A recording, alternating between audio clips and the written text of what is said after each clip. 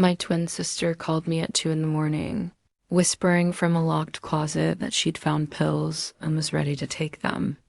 I didn't call 911. I didn't call a therapist. I didn't even call her back to talk her down. Instead, I got in my car, drove 800 meters through the night, walked into her house wearing her face, and let her husband think he still owned her. My name is Robin Reen. I'm 68 years old, and I spent 40 years clawing my way up the corporate ladder until I retired as vice president of operations for one of the largest tech firms in America. I've negotiated billion-dollar contracts in Sao Paulo, fired corrupt executives in Dubai, and restructured failing divisions in Singapore. I don't scare easy. I don't break under pressure. And I sure as hell don't let anyone hurt my family. But I failed my sister for 30 years. I failed her. Let me take you back to that phone call because that's where everything changed. It was a Tuesday night in Chicago. The kind of cold that cuts through your coat and reminds you that Lake Michigan doesn't care how much money you have. I was in my penthouse apartment, the one with floor-to-ceiling windows overlooking the water, sipping a glass of Bordeaux that cost more than most people's car payments. I was reading through some investment portfolios, thinking about maybe buying a little place in Sedona for the winters. Comfortable, satisfied, completely oblivious. Then my phone lit up. Video call. Rosie's name on the screen. Now my sister and I are identical twins. I mean identical. Same face, same voice, same gray hair, same brown eyes that our mama used to say could see right through a lie. But we stopped looking alike about 20 years ago when our lives went in completely different directions. I got sharp. She got diminished.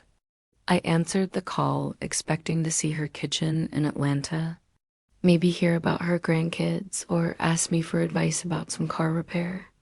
Rosie married a mechanic named Glenn Carter 40 years ago, and she'd been living that small-town life ever since. What I saw instead made my blood run cold. Darkness, then a sliver of light as the phone moved. An eye swollen shut, the color of an overripe plum, lips cracked and bleeding, and then her voice so quiet I had to turn up the volume all the way. Robin, I can't do this anymore. I sat up straight, the wine glass forgotten. Rosie, where are you? What happened to your face? I'm in the closet in my bedroom, she whispered. Glenn locked the door. They don't know I have my phone. Robin, they're making me sign papers tomorrow. The house. They're selling the house, and Glenn says if I don't sign, he's putting me in a state facility. Through the phone, I could hear voices, laughter, a television blaring some sports game. They're out there right now, Rosie continued, her voice breaking. Glenn and Travis and Maya, they're eating steaks. T-bone steaks, Robin, and I haven't eaten since yesterday morning. There's a lock on the refrigerator now. Glenn put it on last week. A lock on the refrigerator. I felt something dark and cold settle in my chest. Who's Travis? I asked, keeping my voice steady even though I wanted to scream. My ex-husband. They moved in 5 years ago. Said it was temporary. But Robin, she started crying. Soft little sobs that she was trying to muffle. Robin, I found the pills. Glenn's sleeping pills. A whole bottle. I took them from the medicine cabinet and I have them right here in my pocket. I think I'm just going to take them and go to sleep. I'm so tired of being afraid. I'm so tired of being hungry. I'm just done. No, my voice came out like a whip crack. Rosie, you listen to me. You are a Rain. Mama didn't raise us to quit. You understand me? But I don't care what they're doing. I don't care what they said. You put those pills back right now. You hearing me? She nodded, tears streaming down the one side of her face. I could see. Now listen carefully, I said, already standing up, already moving toward my bedroom. Can you get out of that house? The back door is unlocked, she whispered. but Glenn has the truck keys. He always keeps them. Then you walk. You hear me? You get out that back door right now and you walk. Go to the truck stop on Highway 85, the big one where Daddy used to take us for peach cobbler when we were girls. You remember the Dixie stop? That's the one. I'll be there in 11 hours. You wait for me. Don't talk to anyone. Don't answer your phone if Glenn calls. Just wait. Robin, you can't. I hung up before she could finish. There wasn't time for arguments. I didn't pack a suitcase. I went straight to my closet and pulled out things I haven't worn in years. Worn jeans, a faded flannel shirt, old sneakers with duct tape holding the sole together. I found them in the back, saved from my early days when I was working 2 jobs and sending money home to Mama. I never throw anything away. You never know when you'll need to disappear. Then I went to my wall safe, spun the combination, and pulled out $50,000 in cash, my passport, and something I haven't touched in 5 years. My Glock 19. I checked the magazine, chambered around, and slipped it into a shoulder holster under a jacket. I wasn't going to Atlanta for a family visit. I was going to war. I drove through the night 800 meters of interstate, stopping only for gas and coffee. I had plenty of time to think. Too much time, maybe. Rosie and I used to be inseparable. When we were growing up in Birmingham in the 60s and 70s, being twins meant you always had backup. When the neighborhood boys tried to mess with us, we'd switch places and confuse them.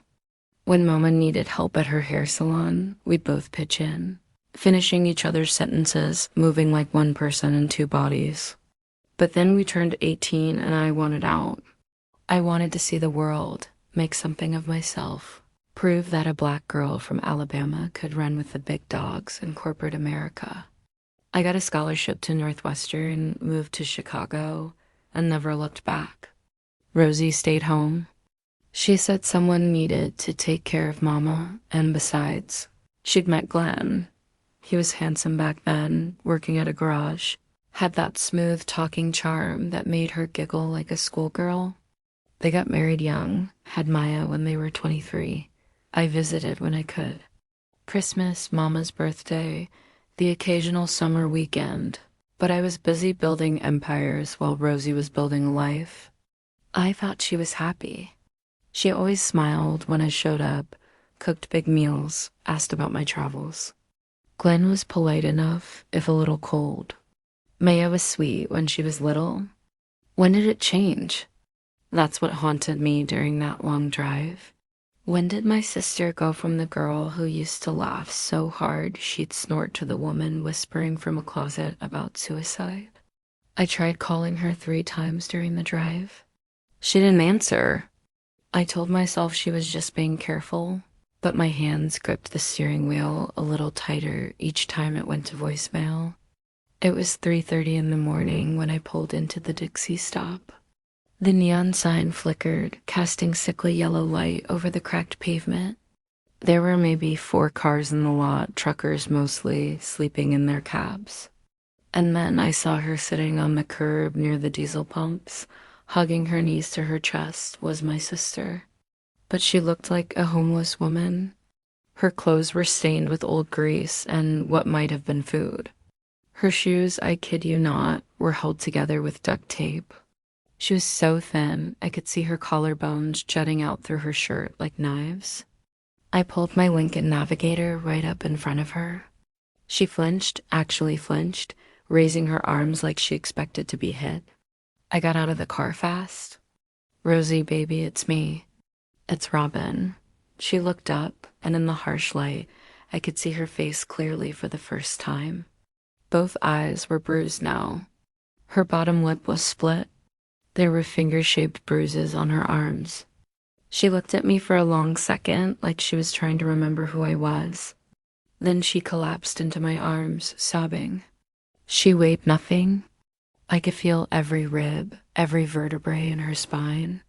My sister, who used to be thick and curvy, who Mama used to say had meat on her bones, was a skeleton wrapped in skin. I held her tight and let her cry.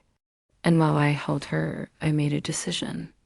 This wasn't going to be a rescue mission where I swooped in, paid for a lawyer, and sent her to some women's shelter while the system slowly, maybe possibly got around to delivering justice. No, I was going to do this my way. We sat in my car with the heat cranked up. I had a thermos of coffee and some sandwiches I'd grabbed at a gas station. I handed her a turkey and Swiss. She ate it like she'd never seen food before, swallowing huge chunks without even chewing. "Slow down, baby," I said gently. "You'll make yourself sick." She nodded but kept eating. Between bites, she told me everything. 5 years ago, Maya and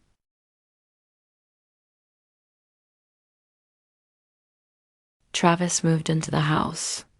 Just temporary, they said. Travis had lost his job. They needed to get back on their feet. Glenn agreed immediately. He didn't ask Rosie. 6 months became a year. A year became 2.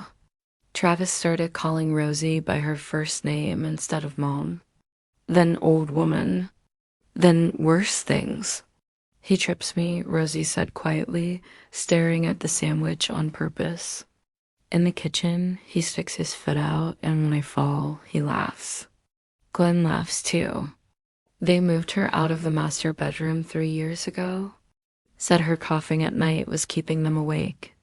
Them, Glenn and Travis, they put her in the basement. "There's just a mattress down there," Rosie whispered.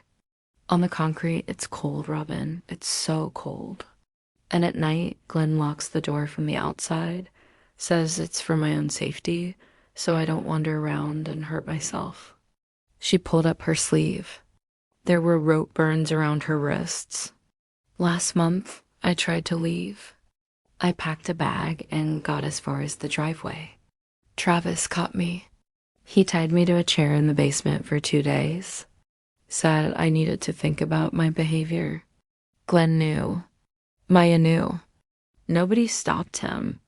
The lock on the refrigerator came next. Then they started feeding her from a dog bowl on the floor. Actual leftovers, bones with gristles still on them, cold rice, whatever they didn't want. "They take my pension check," she said. "Every month, $3,500.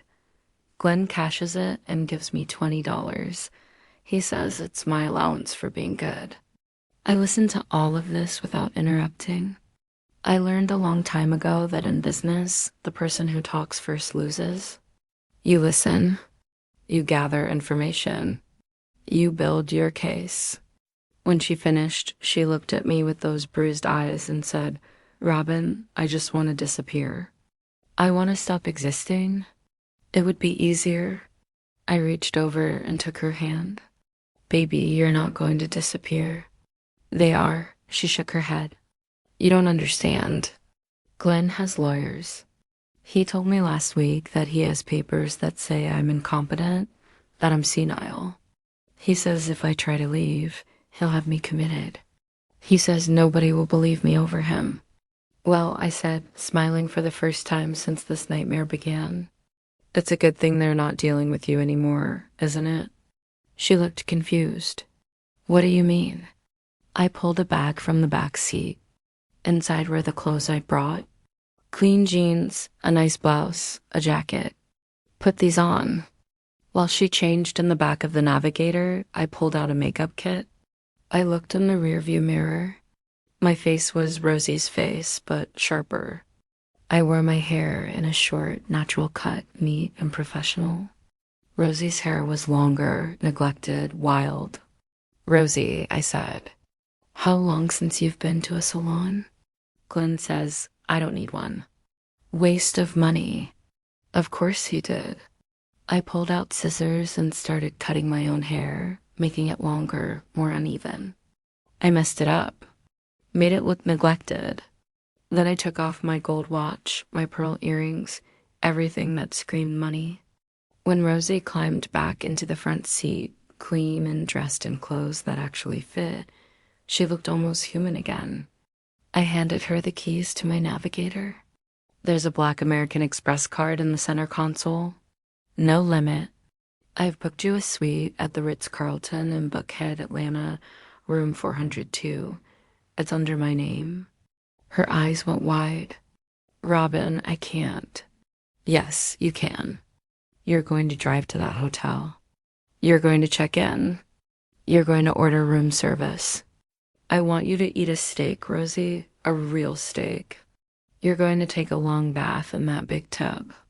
And you're going to sleep in a bed with sheets that cost more than Glenn's soul. But what about you?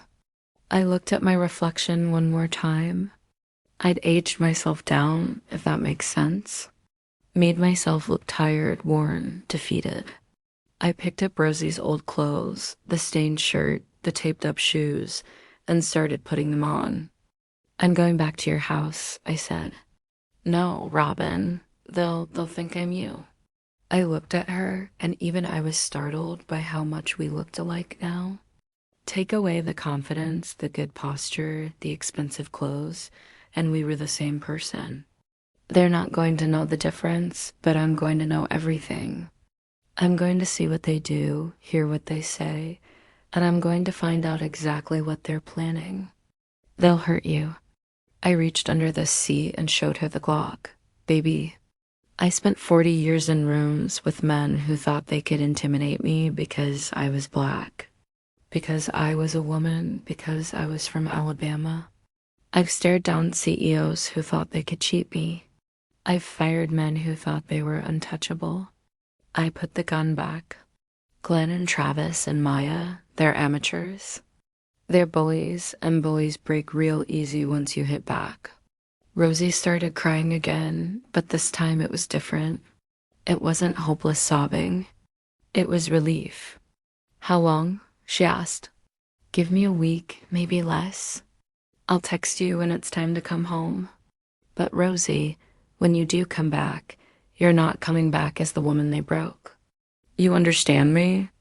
She nodded. Now go drive safe. Don't speed. And Rosie, I touched her face gently. Order the lobster too, and champagne, and whatever the hell else you want. You've been starving for 5 years. It's time to eat.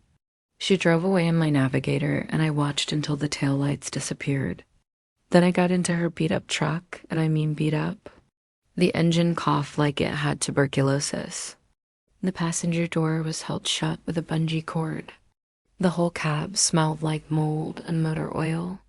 I gripped the steering wheel and felt the duct tape rough under my palms. This was how my sister had been living. This was the vehicle she drove while Glenn and Travis and Maya ate steak and slept in comfortable beds and spent her pension money on God knows what. I started the engine and pointed it toward Atlanta. It was time for the Regan twins to teach these people a lesson our mama tried to teach us 50 years ago. Don't mistake quiet for weak. Don't mistake kind for stupid. And never ever make an enemy of a woman who's got nothing left to lose. The house was exactly what I expected. A modest brick ranch in one of those suburban neighborhoods, where everyone pretends they're doing fine while they're drowning in debt and dysfunction. There was a new car in the driveway, a BMW that definitely didn't belong to Glenn the mechanic. The lawn was overgrown in patches, but weirdly manicured near the front door, like someone cared about appearances, but only where the neighbors could see. I pulled Rosie's truck around back like she'd told me to. The back door was unlocked, just like she'd said.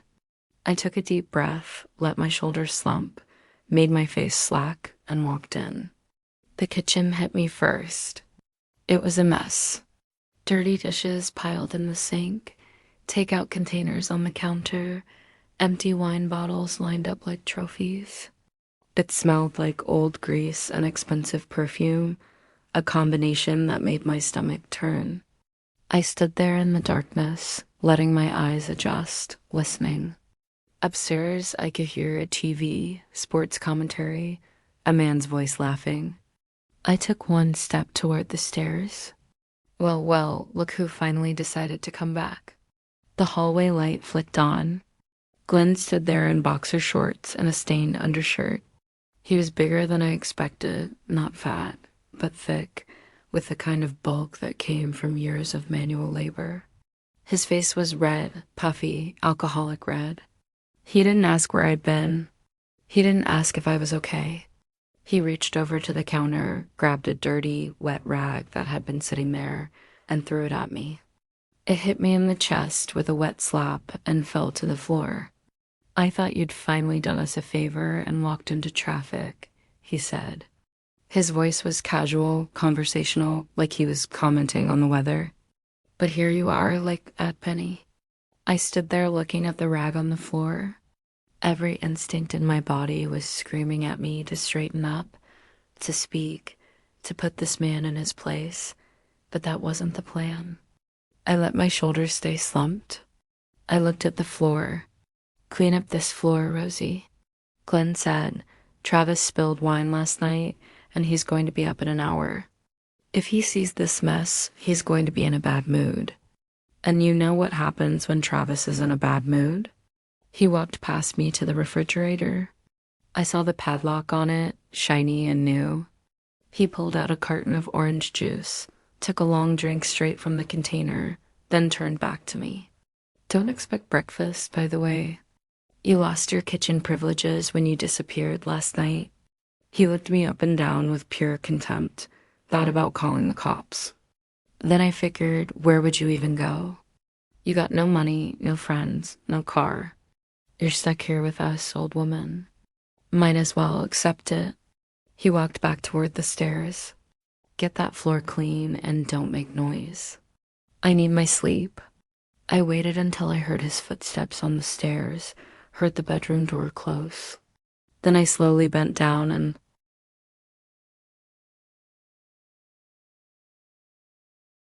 picked up the rag. My fingers closed around it, and I had to force myself not to squeeze too hard, not to let the rage show on my face. I looked at the sticky spot on the floor where wine had dried. I looked at the refrigerator with its padlock. I looked at the dirty dishes, the empty bottles, the evidence of people who thought they could live like kings on someone else's suffering. "Yes, Glenn," I whispered to the empty kitchen. My voice was rough, quiet, exactly like Rosie's. But inside, I was Robin Reen. I was the woman who'd fired a department head in front of his entire team for embezzling. I was the woman who'd restructured a failing division by cutting out the deadweight without mercy. I was the woman who looked at a hostile takeover attempt and said, "Try it. See what happens." I got down on my hands and knees and started wiping the floor. And with every swipe of that rag, I made a mental list. Glenn, Travis, Maya, they'd taken everything from my sister. Her dignity, her peace, her will to live. I was going to take it all back. Every single piece. And when I was done, they were going to wish they'd never heard the name Reagan. I finished that floor at 5 in the morning. Every sticky spot, every dried ring where a glass had sat. I cleaned it on my hands and knees while the house slept above me, while the people who'd broken my sister dreamed whatever dreams bullies have. When I was done, I didn't go upstairs. I knew where I was supposed to sleep. The basement door was in the hallway, painted the same beige as the walls, like they wanted to pretend it wasn't there. I opened it and looked down into darkness, pulled the string for the light bulb. A single bare bulb flickered to life, showing concrete steps leading down. It was worse than Rosie described. The basement wasn't finished. Bare concrete walls sweating with moisture. Exposed pipes running across the ceiling. A furnace in the corner that clanked and hissed. And in the far corner, on the cold concrete floor, a twin mattress. It was stained yellow and brown, covered with a single thin blanket that smelled like mildew. No pillow, just a balled-up jacket. Next to it, a plastic bucket. I walked over and looked in the bucket. It was her bathroom. At night, when they locked the door at the top of the stairs, this bucket was all she had. I stood there in that basement, in that prison, and felt something in my chest go very still and very cold. This wasn't neglect. This wasn't even abuse in the traditional sense. This was systematic dehumanization. This was a plan to break a person down until they stopped being a person at all. I sat on the edge of that mattress. The springs creaked. I felt the cold of the concrete seeping through. In Chicago, I slept on a Temporic mattress that cost $8,000. I had Egyptian cotton sheets, a goose down comforter, and a heated blanket for winter. My sister had been sleeping here for 3 years. I heard footsteps above, heavy ones, a door slamming. The house was waking up. I lay back on the mattress and stared at the ceiling, at the water stains and the cobwebs. I could hear them moving around up there, voices muffled, the sound of the TV starting up. And I waited because that's what Rosie would do. Wait until she was called. Wait until she was needed. Wait until someone remembered she existed. The basement door opened at 7. Sunlight stabbed down the stairs, and a voice called out, "Hey, old woman, get up here. We need breakfast." I climbed those stairs slowly, making my movements stiff like my back hurt. I kept my eyes down. Travis stood at the top. Travis Mitchell. I'd heard Rosie describe him, but seeing him in person was different. He was in his early 30s, white with that soft body of someone who'd never done a day of real work. He was wearing expensive-looking pajama pants and no shirt, holding a coffee mug that said "World's Best Dad." He didn't move out of the doorway. Made me squeeze past him. As I did, he stuck his foot out slightly. Not enough to trip me, just enough to make me stumble. I caught myself on the doorframe. He laughed. "Careful there, Rosie. You're getting clumsy in your old age. Wouldn't want you falling and breaking a hip. We can't afford the hospital bills." I looked up at him for just a second. Let him see my eyes. Something flickered across his face. Confusion, maybe, like he'd seen something that didn't belong. But then he shook his head and took a sip of his coffee. "Kitchen," he said, pointing. "Maya wants eggs. I want bacon. Glenn wants the usual. You remember how he likes it, don't you?" I shuffled into the kitchen. Maya was there now, sitting at the table, scrolling through her phone. She was pretty. I'll give her that. Took after Rosie when Rosie was young. Full face, nice curves, but her eyes were hard. She looked up when I came in, then immediately looked back at her phone like I wasn't worth her attention. "Coffee first," she said without looking at me. "And don't burn the eggs this time. Last week you ruined my breakfast." I moved to the coffee pot, started a new pot brewing. While it percolated, I opened the cupboards looking for food. The first 3 were almost empty.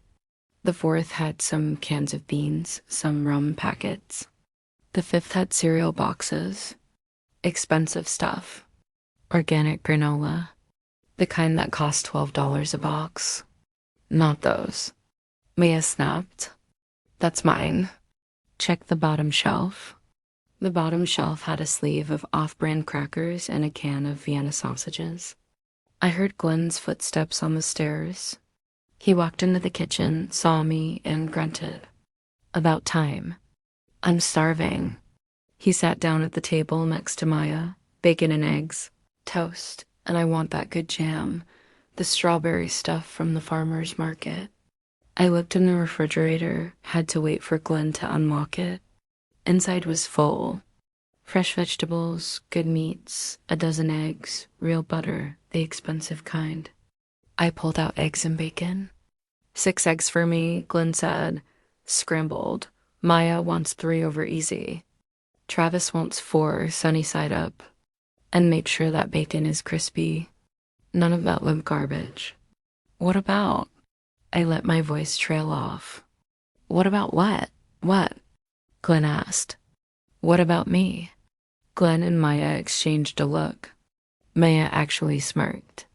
There's leftovers, Glenn said, pointing to something near the back door. I looked. There was a bowl on the floor. A dog bowl? except they didn't have a dog. Inside the bowl was a dried up chicken wing with bite marks on it and some congealed rice. Eat that after you're done serving us, Glenn said. And don't let me catch you stealing our food. That's a household rule. You break it, there are consequences. I stood there holding the egg carton. Every fiber of my being wanted to crack those eggs over his head. Wanted to tell him exactly who he was talking to. Wanted to show him what consequences really looked like. Instead, I nodded. Yes, Glenn, I cooked their breakfast. I made it perfect. Eggs exactly how they wanted. Bacon crispy, toast golden. I poured their coffee, put cream and sugar on the table, even found some fresh fruit to put in a bowl. I served Glenn first, then Maya. Then I took Travis's plate to where he'd moved into the living room, sitting on the leather recliner with his feet up on the coffee table. They ate, they talked about their day. They complained about the food, even though it was perfect. They didn't look at me. It was like I was furniture, a moving appliance that happened to look human. When they finished, Glenn pushed his plate toward me. Clean up and do the dishes from last night, too. Travis, let's go look at that truck in the driveway. Guy on Craigslist is selling one I might want. They left. Maya disappeared upstairs with her phone. I stood in the kitchen alone, looking at the plates of half-eaten food, the scraps they'd left, the dog bowl on the floor. I picked up the dog bowl. I looked at that sad chicken wing and the cold rice. Then I walked to the table. Travis had left half a steak from last night on his plate. A good piece of meat, probably 10 ounces, cooked medium rare. I picked it up with my hand. I bit into it. It was delicious. I ate the whole thing standing right there in the kitchen. Ate it with my fingers, juice running down my chin, not caring about manners or appearances. I ate it like a person who'd been starving because that's what Rosie had been, starving. When I finished, I licked my fingers clean and smiled. They thought they'd broken her. They thought she was too scared, too weak, too beaten down to ever fight back. They had no idea what was coming. That first day, I spent every minute studying them, learning their patterns, their routines, their weaknesses. Glenn went to work at the garage at 8, came home at 5, drank 4 beers every evening, sitting in front of the TV, fell asleep in his chair by 9. Travis didn't go to work. He claimed he was between jobs and looking for the right opportunity. What he actually did was sit on the couch playing video games, scrolling through his phone, and making phone calls where he talked quietly.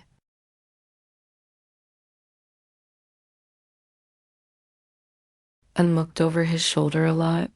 Maya left at 10 for yoga and errands and didn't come home until 3. She brought shopping bags, expensive ones. I recognized the labels, Nordstrom, Nyman Woods, boutiques that charged more for a purse than most people made in a week.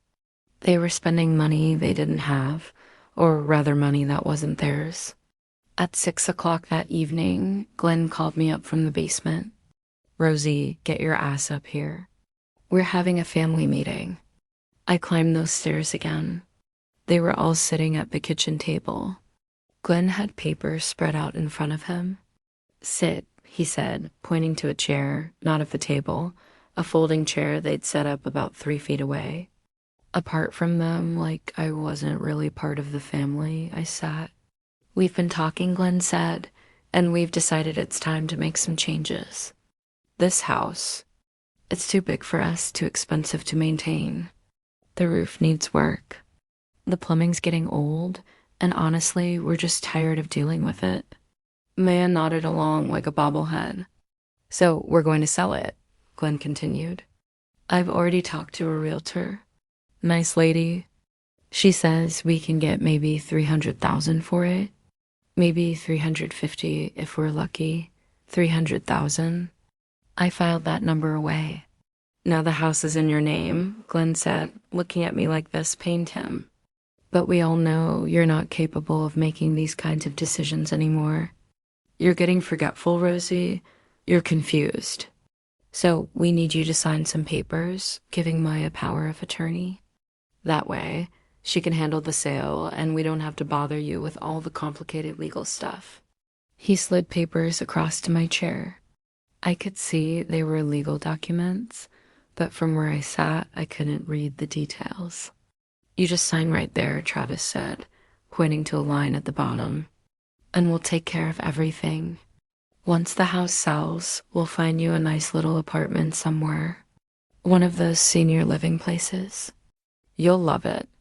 They have activities and everything. A senior living place. A nursing home. They were going to lock Rosie away and take her house.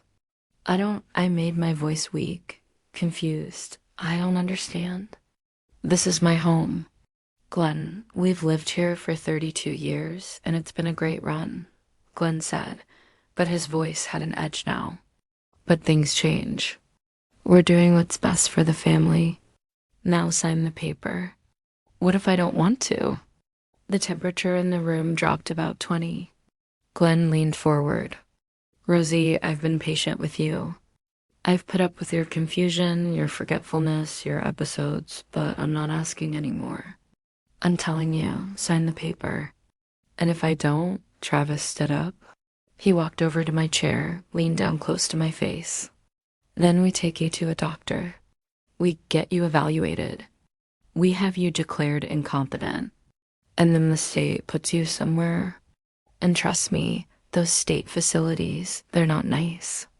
They're where people go to die. He straightened up, smiling. So really, we're doing you a favor. Sign the paper and you get to live somewhere comfortable. Don't sign and you go to a place where they strap you to a bed and pump you full of drugs until you forget your own name. Your choice. I looked at the three of them. Glenn with his false concern. Maya with her cold eyes. Travis with his threatening smile. Can I think about it? I asked quietly.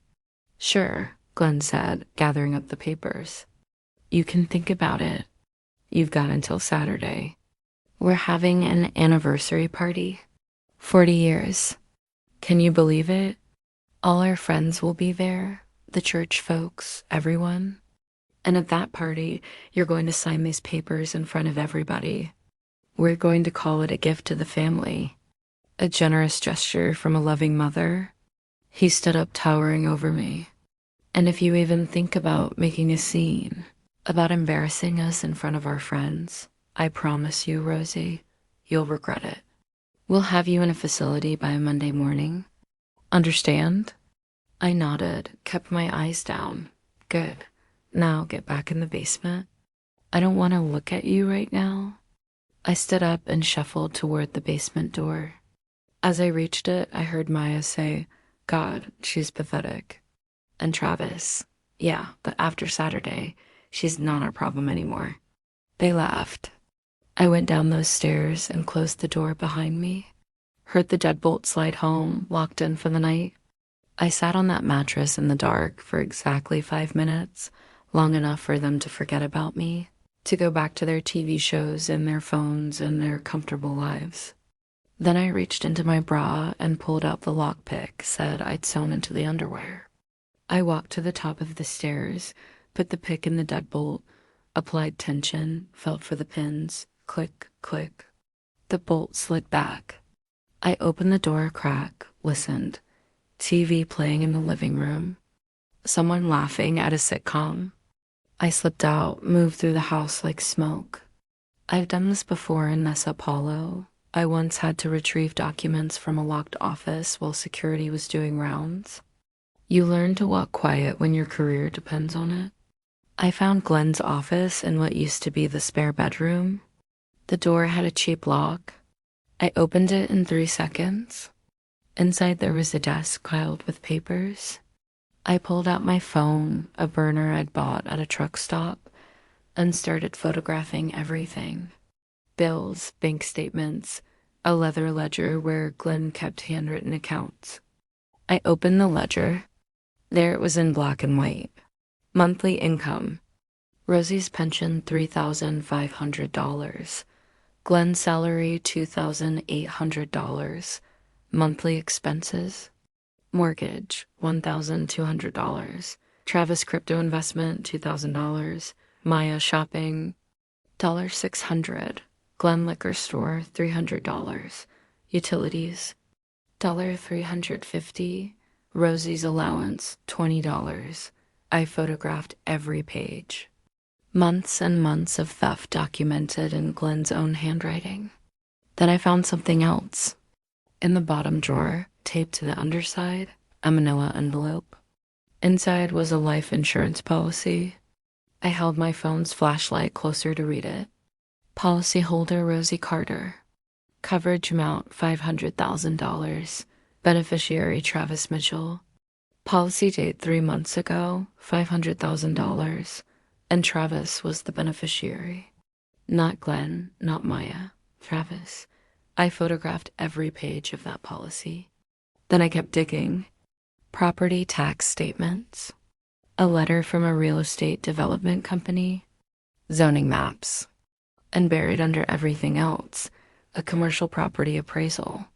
I read it twice to make sure I wasn't mistaken. The house, Rosie's house, wasn't worth $300,000. According to this appraisal dated 2 weeks ago, the land alone was worth $4 million. $4 million. I sat back in the chair and let that sink in. The house sat right in the middle of a proposed commercial development, shopping center, major highway access. The appraisal specifically noted Keystone property. Without this lot, project cannot proceed. Travis knew that's why he was pushing so hard for the sale. That's why he had the life insurance policy. That's why he'd loosened the gas line. I'd found those wrench marks, fresh scratches on the fitting. If Rosie died, he got $500,000. If she signed the house away, he could sell it to developers for $4 million. Either way, he won. And Rosie ended up with nothing or dead. I photographed everything. Then I put it all back exactly as I'd found it. Relocked the office door, ghosted back to the basement, slid the deadbolt home from the inside so they'd think it had never been opened. I lay on that moldy mattress and opened an encrypted message to Sterling. My lawyer in Chicago attached all the photos. Typed a simple message: attempted murder, fraud, elder abuse. Property worth $4 million. They're trying to steal it. Need full legal package by Saturday. Also need deep background on Travis Mitchell and Maya Carter. Everything. His response came back in 30 seconds. On it. This is bad, Robin. I typed back.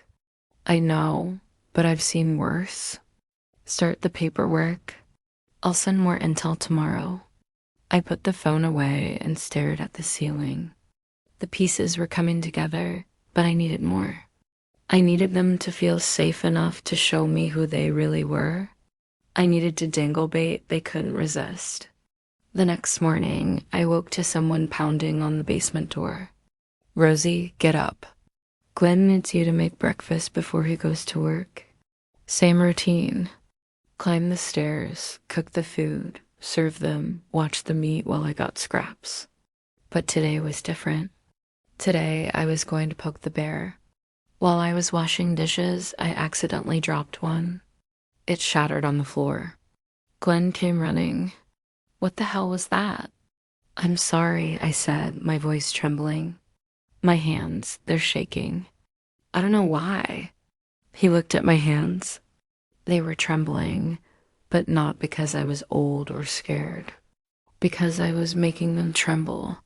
You're falling apart, he muttered. Travis, get in here. Travis appeared, still in his pajamas. She's getting worse, Glenn said. Look at her shaking, dropping things. I think we need to move up the timeline. What do you mean? I asked quietly. Glenn looked at me like I was a problem to be solved. I